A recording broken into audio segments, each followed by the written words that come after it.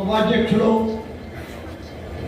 పెద్దలు విజయ్ కుమార్ గారు, నారాయణ గారు, మిగతా మన వృత్తి డిజిటల్ నాయకులు, సోదరులు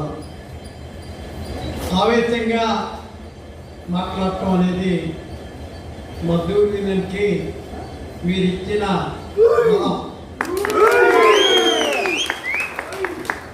త్యాగాలు, పోరాటాలు, మద్దూరు యూనియన్కి ఇచ్చిన బలం మీరే. ఈరోజు ఎన్నికలు వచ్చినాయని ఏదో చేస్తాం, ఏదో పొడి చేస్తాం చెప్తాం కాదు. కార్మికుల్లో నిత్యం మీతో ఉంటూ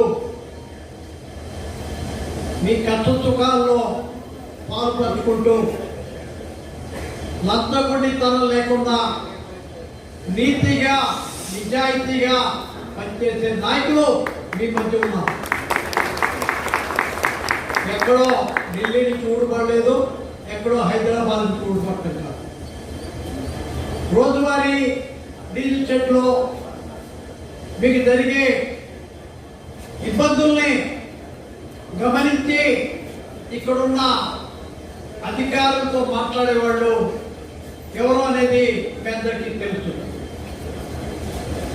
రాయలసీమ పౌరుషం ఉన్న ఆర్గనైజేషన్ మన విజయలో చూస్తారు.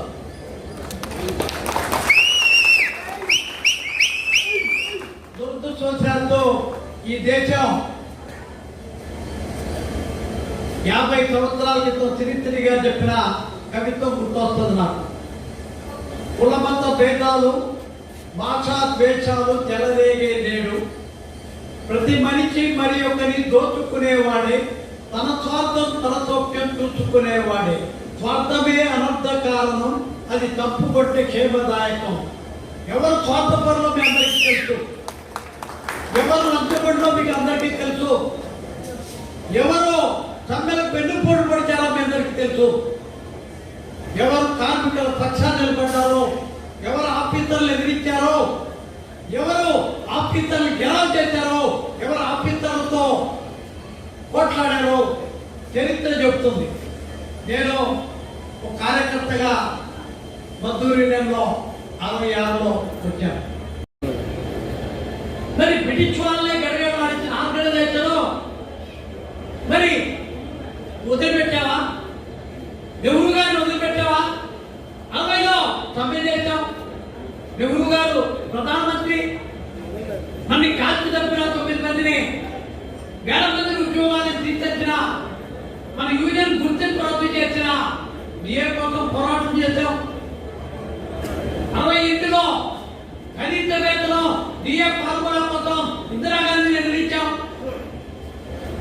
74లో బోనస్ కోసం ఇందిరాగాంధీని ఎదిరించాం. మరి ఈ ఆర్గనైజేషన్ సరే డిఏ సంపాదించలేదు వాళ్ళు అంటారు, డిఏ సంతకం మద్దూరు యూనియన్ లేదంటారు. నిజమే అయ్యా, నేను సమ్మె చేశా, ఉద్యోగం పోయింది, జైల్లో ఉన్నా.